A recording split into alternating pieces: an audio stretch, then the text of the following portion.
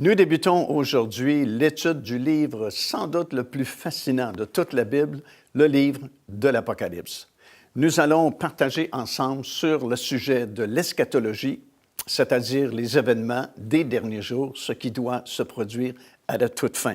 Pour certaines personnes, le livre de l'Apocalypse inspire la crainte, la peur, mais vous savez, c'est bien le contraire, puisqu'il y a une bénédiction spéciale attachée à la lecture de ce dernier livre-là de la Bible. C'est dans le premier chapitre, déjà dans le 3e verset, que nous lisons ces paroles. « Heureux celui qui lit et qui entend la parole de la prophétie et qui garde les choses qui y sont écrites. » Alors, bien au contraire, c'est une bénédiction de connaître, d'entendre la parole de la prophétie concernant le retour du Seigneur Jésus-Christ sur cette terre.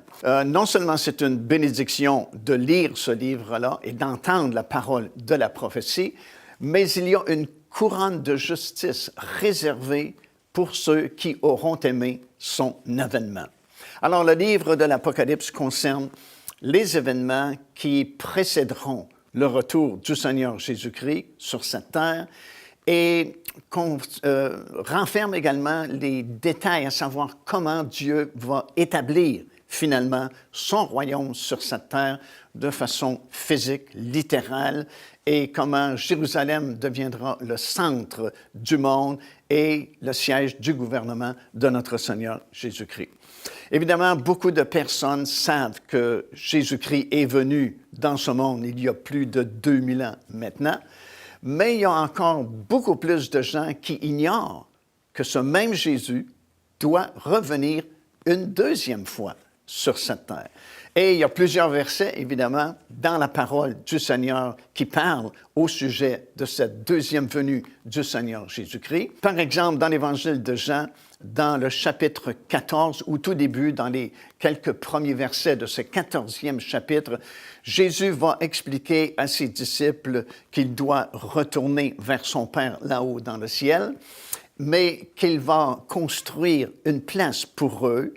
Et dit-il, « Je reviendrai et je vous prendrai pour que là où je suis, vous y soyez aussi. » Alors, nous avons la promesse du retour du Seigneur Jésus-Christ de la bouche même du Seigneur Jésus, alors qu'il a dit, « Je m'en vais vers mon Père, mais je reviendrai et je vous prendrai avec moi afin que vous soyez là où je suis. » Et il y a plusieurs autres versets, par exemple, dans l'Épître aux Hébreux, dans le 9e chapitre et au verset 28, nous lisons ceci. « De même, Christ s'est offert une seule fois pour porter les péchés de plusieurs.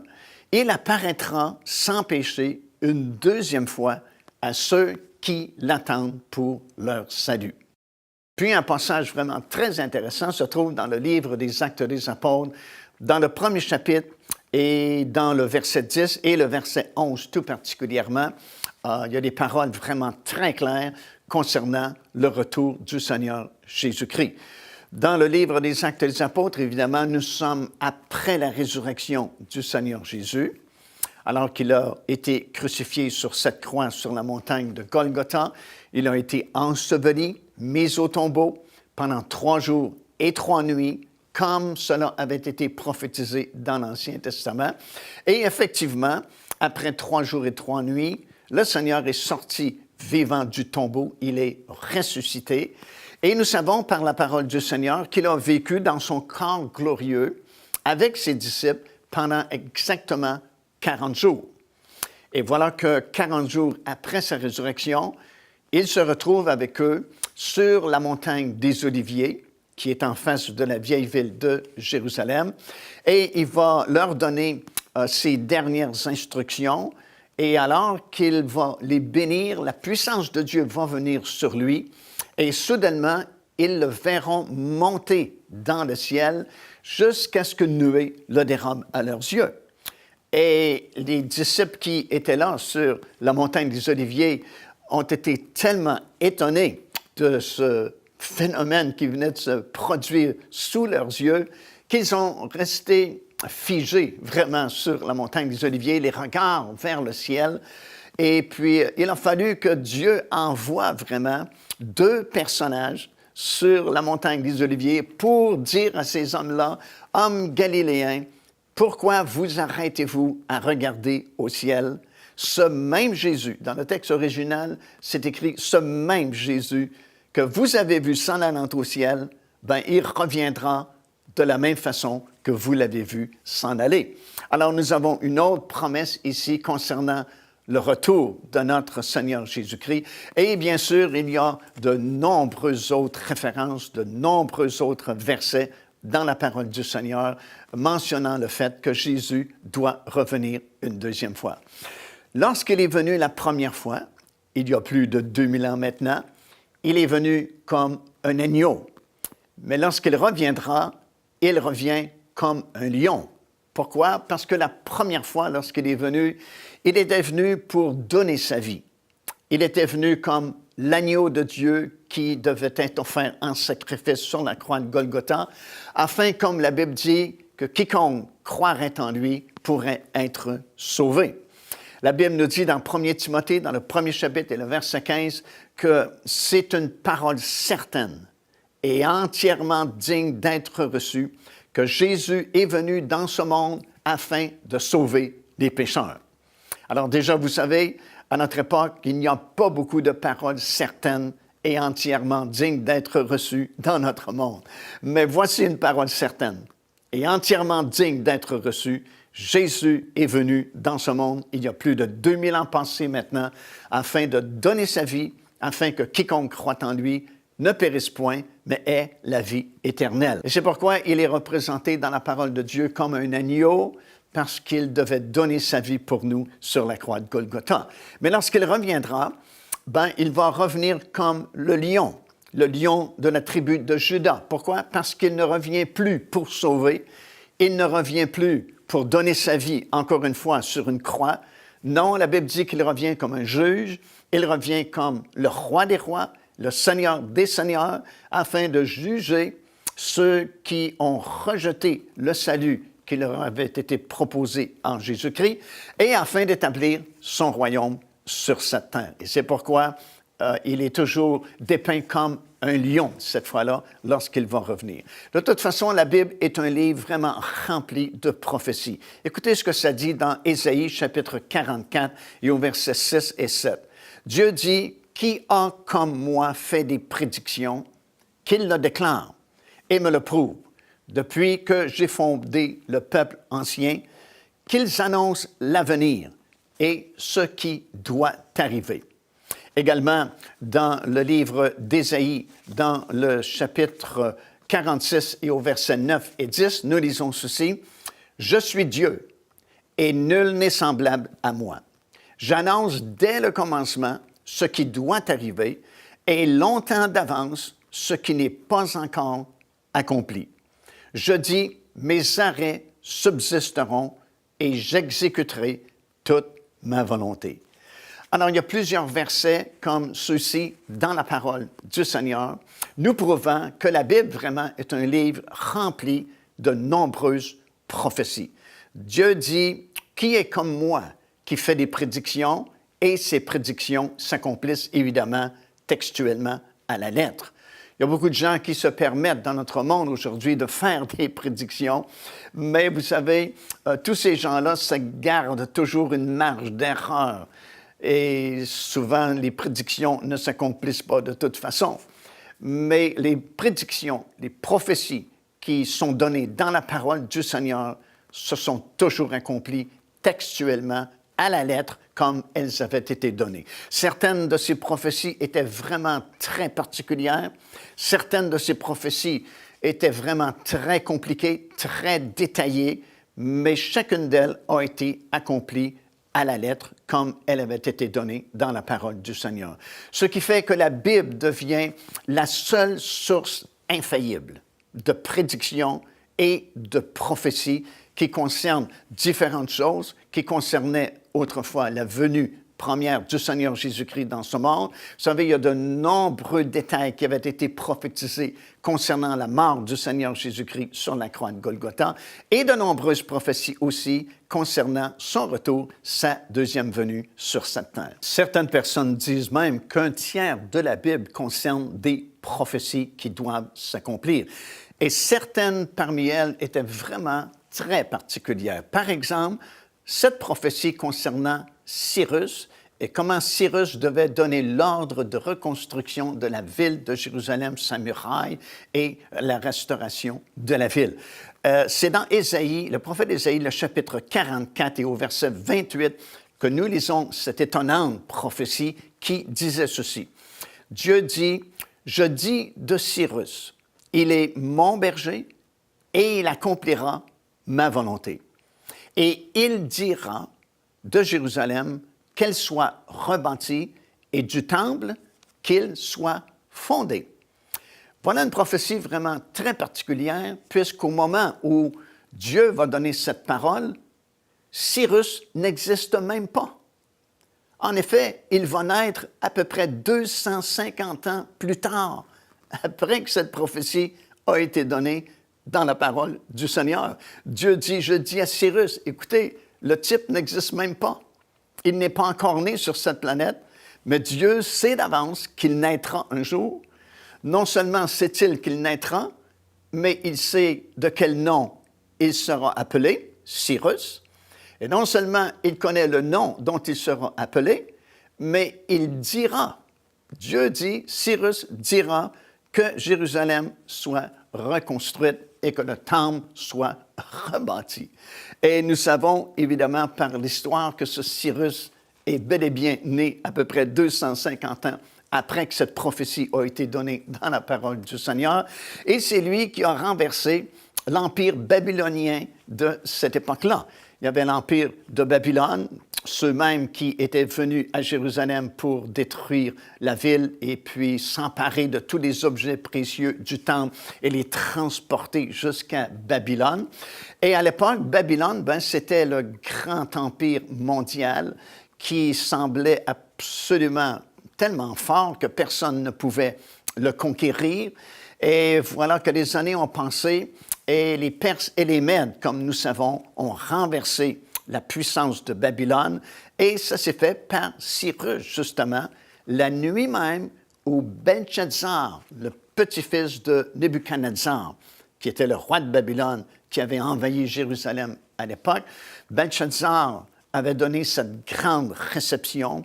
Et durant la nuit, alors que les gens étaient ivres et s'amusaient dans cette salle de réception, soudainement, Belshazzar a eu l'idée de demander à ce qu'on aille chercher les vases et tous les items précieux du temple que son grand-père avait ramenés à Babylone, afin qu'on verse encore du vin et de la boisson dans ces vases-là et qu'on se moque du supposé grand Dieu d'Israël. Et c'est ce qu'on a fait, et alors qu'on fêtait encore davantage et qu'on s'enivrait dans cette salle de réception, durant cette même nuit-là, Cyrus, avec les armées des Perses et des Mèdes, avait construit un barrage sur le fleuve Euphrate qui lui passait en dessous de la muraille de la ville de Babylone et alimentait la ville en eau potable. Ils avaient construit comme un barrage dans ce fleuve-là. Et durant cette même nuit-là, ils ont pénétré en dessous de la muraille de la ville de Babylone et ils ont surpris les Babyloniens alors qu'ils étaient en train de fêter durant cette nuit-là. Au même moment, vous savez, durant cette nuit-là, il y a soudainement une extrémité de main qui était apparue dans la salle de réception. Et cette main s'était dirigée vers le mur, avait écrit 3 mots dans une langue que personne ne comprenait. Puis on avait demandé à Daniel de venir interpréter ce qui était écrit sur ce mur-là. Et Daniel avait donné l'interprétation. Et c'était bien sûr un message de condamnation, de jugement sur Babylone.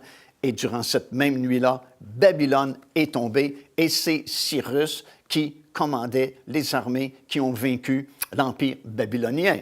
Et on dit que, et c'est Joseph Flavius qui dit dans ses écrits, cet historien juif, comme nous savons, que Daniel a pu montrer à Cyrus le rouleau du livre du prophète Isaïe, dans lequel son nom était déjà inscrit avant même qu'il naisse, et comment Cyrus devait donner l'ordre de reconstruction du temple et de la ville de Jérusalem. Alors voilà une prophétie vraiment exceptionnelle, vraiment très intéressante, puisque ces choses se sont accomplies telles que ça avait été prophétisé. Il y a de nombreuses autres prophéties dans la parole du Seigneur qui, elles aussi, ont été accomplies exactement comme elles avaient été données.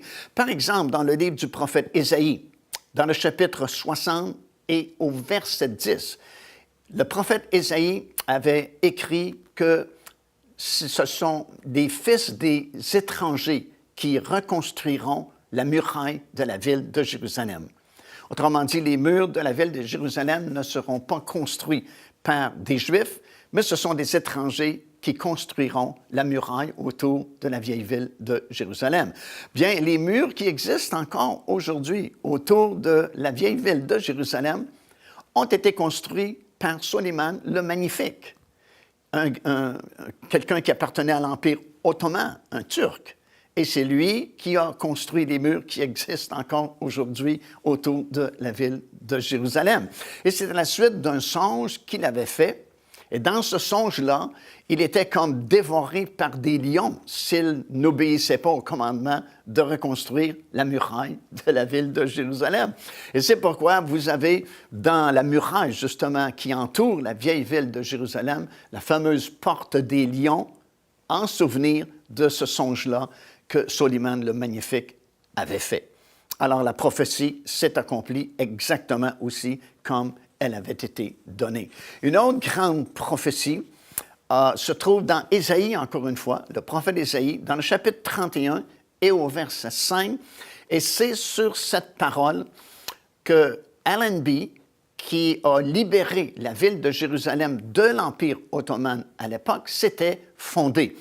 Et le texte va comme ceci: « Comme des oiseaux déploient les ailes sur leur couvée, ainsi l'Éternel des armées étendra sa protection sur Jérusalem. » Alors, c'est l'époque où le général anglais Allenby, avec son armée, voulait reconquérir la ville de Jérusalem, l'arracher aux mains de l'Empire ottoman.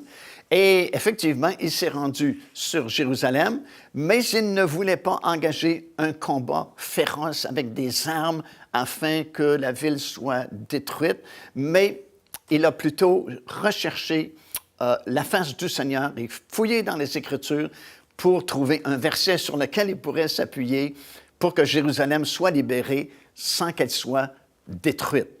Et il a lu ce passage-là des Écritures et il s'est fondé sur ce passage-là pour prendre la ville de Jérusalem à cette époque-là. Alors, ce qu'il a fait, avec de petits avions, il a survolé la ville de Jérusalem. Il a laissé tomber des milliers de petits papiers sur lesquels il avait écrit « Sortez de Jérusalem, libérez la ville de Jérusalem, car nous venons pour en prendre possession. » Et il avait signé Allenby. Et ceux qui ont recueilli ces nombreux papiers ont lu le texte qui était écrit sur ces papiers. Et plutôt que de comprendre Allenby, ils avaient lu Allah Nebi, qui veut dire en arabe le prophète d'Allah.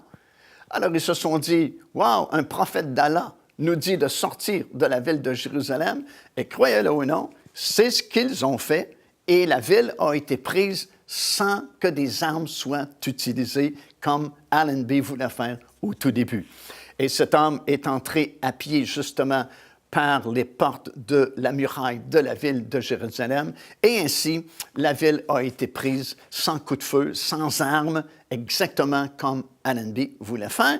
Et un peu comme cette parole avait été annoncée d'avance dans le livre du prophète Ésaïe. Alors, ce que je veux vous dire, c'est qu'il y a beaucoup de prophéties dans la parole du Seigneur, particulièrement, bien sûr, dans l'Ancien Testament.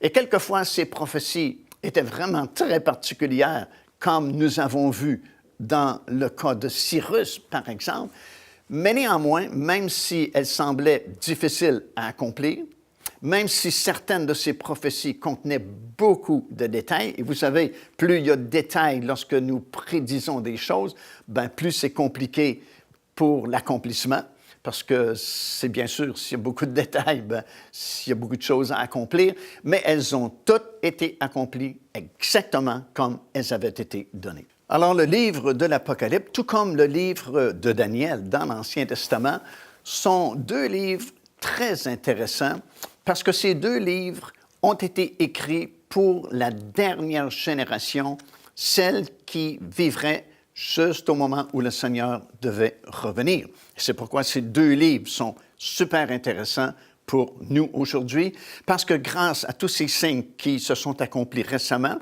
nous réalisons que nous sommes cette dernière génération, et c'est la raison pour laquelle il y a tellement vraiment de révélations qui sont données par le Seigneur à ceux qui s'intéressent aux Écritures. Dans Daniel, le 12e chapitre et au verset 4, nous lisons ceci. Lorsque Dieu a donné de ses nombreuses visions et révélations à Daniel, il a ajouté ceci: « Tiens secrètes ces paroles et scelle le livre jusqu'au temps de la fin. Plusieurs alors le liront et la connaissance augmentera. » Autrement dit, les prophéties, les visions, les révélations qui ont été données à Daniel dans l'Ancien Testament, ce n'était pas particulièrement pour son époque à lui, mais c'était pour le temps de la fin. Et c'est pourquoi on lui a dit: « Tiens secrètes ces paroles et scelle le livre jusqu'au temps de la fin. » Et alors, plusieurs liront ton livre et la connaissance va augmenter.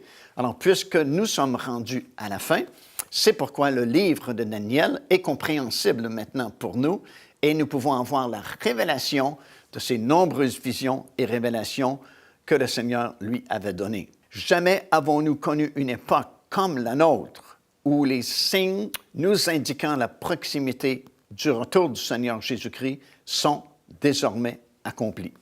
Avant notre génération, c'était quand même très difficile. Certains passages des Écritures concernant les événements de la fin étaient vraiment très difficiles à comprendre. Par exemple, Daniel parlait dans ses visions et ses révélations au sujet d'empires qui n'existaient même pas encore.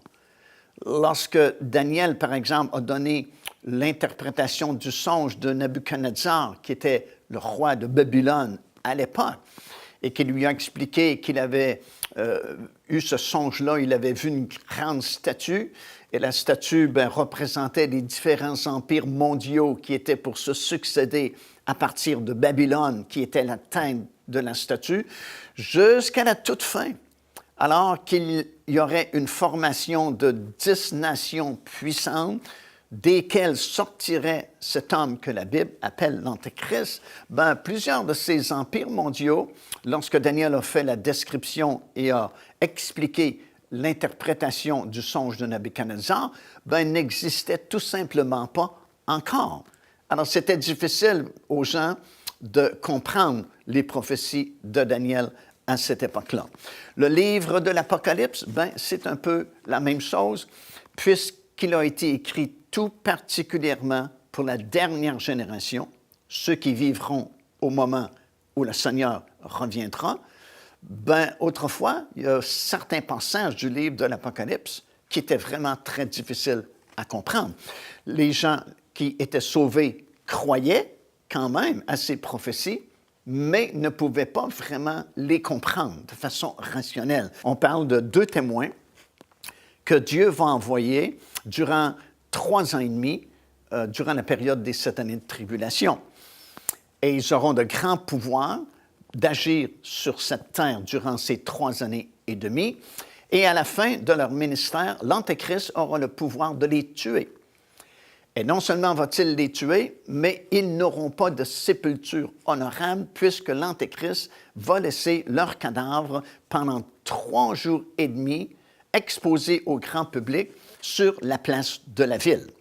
La place de la ville est une ancienne expression hébraïque qui indiquait le portique de l'autre côté de la porte dorée. Alors, pendant 3 jours et demi seulement, leurs cadavres seront exposés au public sans sépulture à cet endroit-là. Et la Bible ajoutait ceci, les gens du monde entier, des différentes nations qui composent notre monde, pourront les voir. Alors aujourd'hui, on comprend très bien, grâce aux satellites, on peut aller chercher n'importe quelle image partout sur cette planète, voir des choses à l'autre bout du monde qui se passent et on peut les voir en direct sur l'écran de notre ordinateur ou de notre téléviseur. Mais il y a plusieurs années passées, c'était impossible à comprendre de façon rationnelle comment les gens du monde entier pourraient voir le cadavre de ces 2 hommes-là qui seront laissés là sur la place de la ville seulement 3 jours et demi. Alors, c'était difficile pour eux de comprendre. Ils devaient croire à la prophétie sans comprendre. Mais à notre époque, puisque nous sommes rendus à la fin, et c'est le temps de grande révélation de la part de Dieu, non seulement nous y croyons, mais nous pouvons comprendre comment cela pourrait se faire. On parle même d'installer des caméras jour et nuit, 24 heures par jour sur l'esplanade du Temple. Alors, c'est vraiment très possible de nos jours. On parlait également dans le livre de l'Apocalypse d'un contrôle mondial au point de vue politique, au point de vue religieux et même au point de vue économique. Si bien que la Bible avait prédit que dans les derniers jours, durant le règne justement de l'Antéchrist, personne sur la planète ne pouvait acheter ni vendre sans avoir la marque du gouvernement mondial, sans avoir un numéro d'identification par lequel il pouvait faire les transactions financières et commerciales. Il y a plusieurs années, c'était difficile aussi à comprendre comment un seul gouvernement mondial pouvait contrôler les allées et venues des gens, contrôler les transactions commerciales et économiques. Mais aujourd'hui, nous savons que c'est très possible à cause de tous les développements techniques que nous avons aujourd'hui, à cause de tous ces ordinateurs par lesquels nous faisons toutes nos transactions aujourd'hui. C'est très possible et très facile, justement, de contrôler toute transaction financière et économique. Alors, non seulement nous y croyons aujourd'hui parce que ce sont des prophéties dans la parole du Seigneur, mais nous pouvons comprendre avec notre intelligence également comment c'est possible aujourd'hui. Vous savez, en l'an 70, les Romains sont venus, ont détruit la ville, ont brûlé le temple, et après, il y a eu la grande dispersion, la diaspora, où la plupart des Juifs sont sortis d'Israël et ont été exilés aux 4 coins du monde, vraiment. Mais les prophètes de la Bible avaient annoncé que dans les derniers jours, Dieu était pour ramener son peuple et qu'à nouveau, Israël existerait. Et le prophète Ésaïe dit ceci dans ce chapitre-là, « Ils voleront sur l'épaule des Philistins qui est à l'Occident et ils s'établiront dans le pays. »